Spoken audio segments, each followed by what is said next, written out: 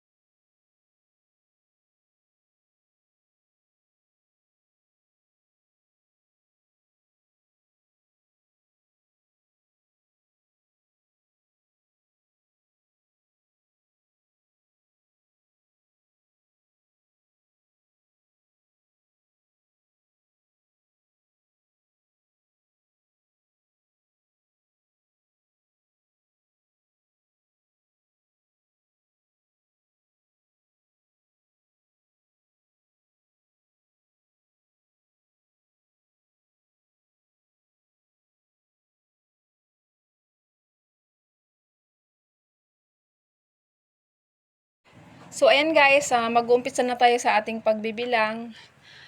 Pinaghiwa-hiwalay ko na guys yung tagpipiso, 5 piso na bago at saka yung luma at saka 10 peso bill na bago at saka yung luma din guys para madaling bilangin pagka napaghiwa-hiwalay na natin guys.